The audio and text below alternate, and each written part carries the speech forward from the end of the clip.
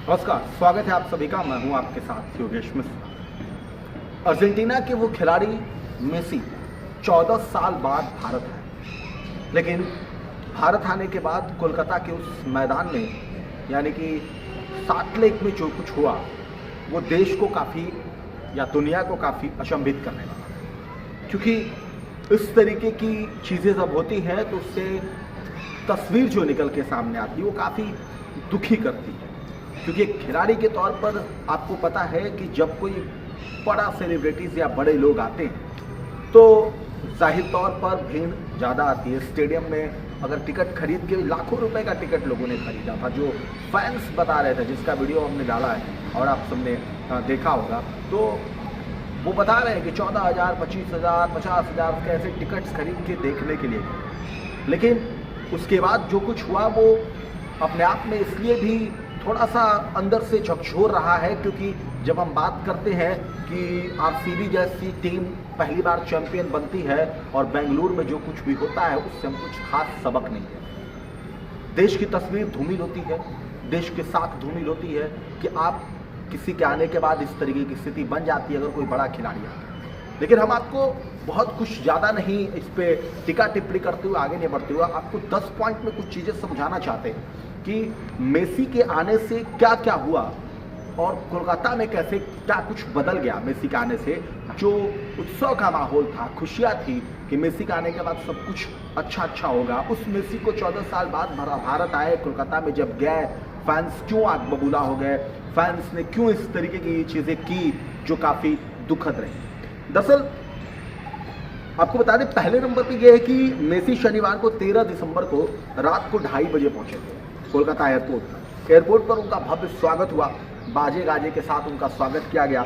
और उसके बाद अर्जेंटीना के इस खिलाड़ी को हयात रेजिडेंस पहुंचे, जहां कमरा नंबर 730 में ठहरे थे। ये उनके आने का पहला मतलब हम आपको मेसी के इंडिया आने के कोलकाता मैदान साल्ट लेक के मैदान पे पहुंचने से वो सारी पॉइंट टू पॉइंट बातें बता रहे हैं कि क्या हुआ कैसे। उसके बाद से मेसी गोट टूर की शुरुआत स्पॉन्सर मीट एंड ग्रीट के साथ थे। इसके बाद साल्ट लेक स्टेडियम में पहुंचे, वहां पर 70 फुट ऊंचे स्मारक की अपनी प्रतिमा की उन्होंने अनावरण किया।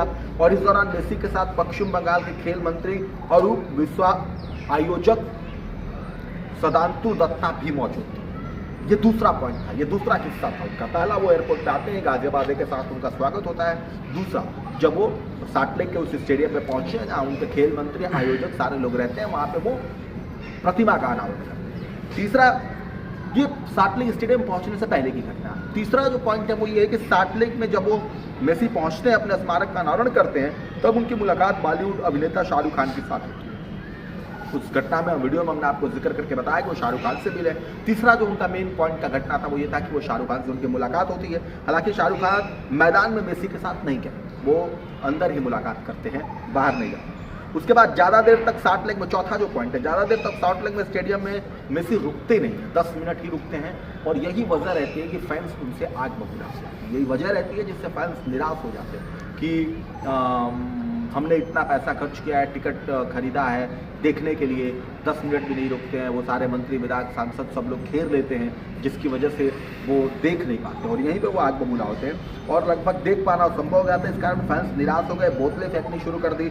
मेसी के मैदान में जाने के बाद भारी संख्या में मैदान में घुस गए। मतलब आप समझ रहे हैं ना, पहले क्रिकेट में होता था, जब हम भारत हार जाता था, बोतलें फेंकी जाती थी, अंडे फेंके जाते थे, कोई खिलाड़ी आया उसका स्वागत करना हो, वैसी स्थिति बन जाती है, तो आयोजक की यहाँ पे भारी चूक मानी जाएगी। पांचवा है कि लियोनेल मेसी समय से पहले ही मैदान से बाहर चले गए थे। इस कारण पश्चिम बंगाल के मुख्यमंत्री ममता बनर्जी से मुलाकात हुई थी। चूंकि वो 10 मिनट रुकते हैं, तय कार्यक्रम के हिसाब वहाँ पे जो स्थिति बनती है उस वजह से 10 मिनट के बाद उनको हटा दिया जाता है, वहाँ से ले जाया जाता है। तो ममता बनर्जी से भी जो उनकी मुलाकात होने हुई थी, नहीं हुई। छठवां है कि साल्ट लेक स्टेडियम में घटना के लिए मुख्यमंत्री ममता बनर्जी ने जो माफ़ी मांगी, उन्होंने कहा कि भाई साहब हम इसके लिए सॉरी बोलते हैं, माफ़ी मांगते हैं, इस तरह की चीज़ें नहीं होनी चाहिए थी जो हुई है। तो एक तो ये हुआ और तहे दिल से लियोनेल मेसी और सभी खेल प्रशंसकों से ममता बनर्जी ने बतौर मुख्यमंत्री माफ़ी मांगी। कोलकाता पुलिस के डीजीपी राजीव कुमार का 7वां पॉइंट में कहा है, राजीव कुमार ने बताया कि आयोजक सदांतु दत्ता ने लिखित में आश्वासन दिया है कि वो साल्ट लेक स्टेडियम की घटना के लिए फैंस का उनका पूरा पैसा वापस लौटाएंगे और एक आयोजक की गिरफ्तारी भी हुई है। सातवां जो पॉइंट है काफ़ी रोचक है फैंस के हिसाब से। जो फैंस कह रहे थे कि हमने बहुत पैसे खर्च किए, हम देखने के लिए आए थे, हम इतने फैंस का पैसे दिए, हम देख नहीं पाए। तो यहाँ पे ये बहुत बड़ी अच्छी बात है कि आयोजक ने कहा है कि वो सारे फैंस के पैसे लौटाएंगे जिन्होंने इतने रुपए में खरीदी थी। 8वां करीब शाम 6 बजे वो हैदराबाद पहुँचते हैं।